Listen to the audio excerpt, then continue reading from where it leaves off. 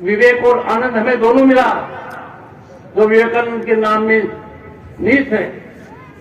और राष्ट्रीय युवा दिवस विवेकानंद जी की जयंती पर मनाया जाता है। ये बहुत ही सिग्निफिकेंट डेवलपमेंट है। हमारी युवा शक्ति के लिए हम वो सब साधन उपलब्ध करें कि वो अपने टैलेंट और पोटेंशियल को पूरी तरह एक्सप्लोर कर पाए। और मुझे कहते हुए हर्ष होता है कि आज के दिन नीतियों की वजह से एक ऐसे भारत का निर्माण हुआ है जहां युवा को अपनी शक्ति दिखाने के अनेक अवसर मिल रहे हैं। और आप सबको जानकारी है कि पूरे देश में चावल हो, सीरियल हो, पल्स हो उपलब्ध कराई जा रही है। कौन सा देश डंका स्वामी जी का शिकागो का भाषण आज भी हमारे कानों में गूंजता है, जब उन्होंने कहा brothers and sisters of America, तो एक तरीके से बहुत बड़ा संकेत उन्होंने हमारी संस्कृति का किया। स्वामी जी ने 11 सितंबर को जो बात कही उसका एक अंश मैं आपके समक्ष रखूंगा। आई कोट, और ये स्वामी जी के शब्द हैं।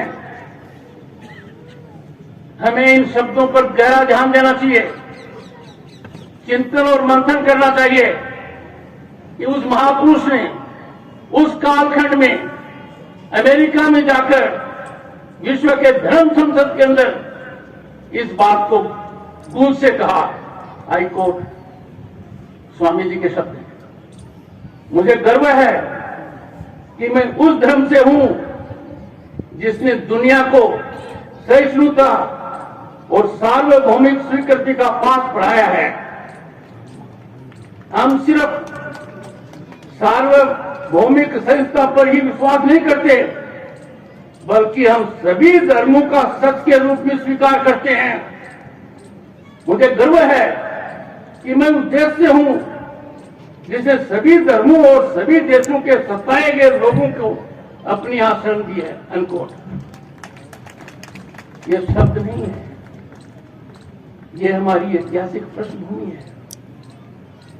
भारत वो देश है जिसने कभी किसी दूसरे की एक इंच भूमि लेने का भी प्रयास नहीं किया। हमने आक्रमण बर्दाश्त किए हैं। इतने बड़ी जनसंख्या वाले देश में कितनी बड़ी डिजिटल क्रांति आई है, लाइनें खत्म हो गई हैं। देश के हर किसान को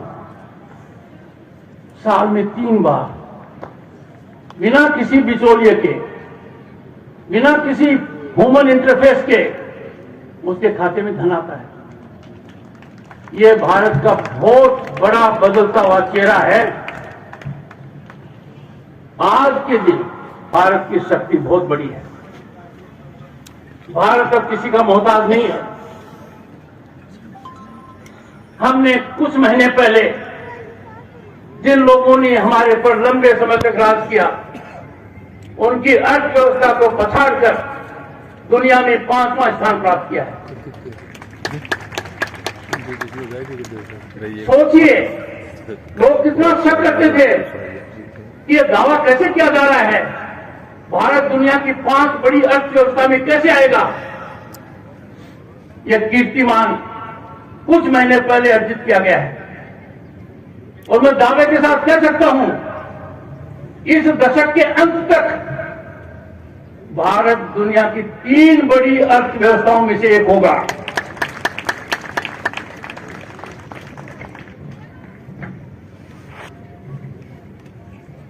ऐसी परिस्थिति में कई बार मुझे लगता है, और वो मोर को लगता है, आप मोर को देखिए, मोर के पंख देखिए, मोर का नाक देखिए, मोर का तौर तरीका देखिए, कहीं कोई कमी नहीं है। और मोर जब अपने पैरों की तरफ देखता है तो आंसू आते हैं। मुझे समझ में नहीं आता, जब भारत की विकास यात्रा इतनी जबरदस्त है, दुनिया में एक नया कीर्तिमान स्थापित किया जा रहा है, हम में से कुछ भ्रमित लोग बिना हालात को समझे हुए। उन्होंने कहा था, उठो, जागो और तब तक न रुको जब तक लक्ष्य सिद्ध न हो जाए। मेरा भी यही आह्वान है। हम विश्व गुरु थे, हम विश्व गुरु बनने की राह पर अग्रसर है। हमारी मानव शक्ति का कहीं कोई अंदाजा नहीं है, हमारी मानव शक्ति का कोई मुकाबला नहीं है। आज दुनिया के अंदर कोई प्रतिष्ठान नहीं है जो भारतीय दिमाग पर आश्रित न हो। दुनिया की बड़ी से बड़ी कंपनी में चले जाइए, शीर्ष पर आपको एक भारतीय मिलेगा। जब ये हालात हैं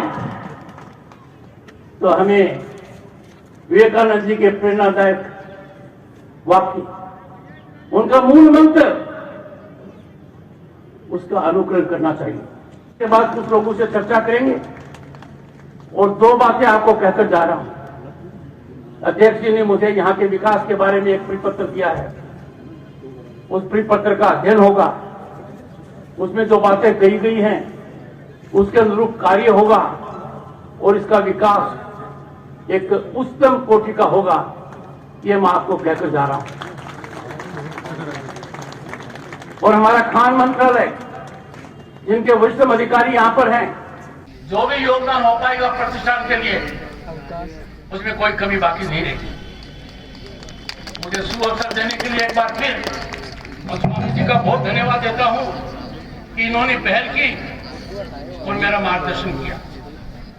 मैं कन्याकुमारी भी स्वामी जी के निमंत्रण पर जाऊंगा और तब भी मुझे क्षेत्र की याद आएगी।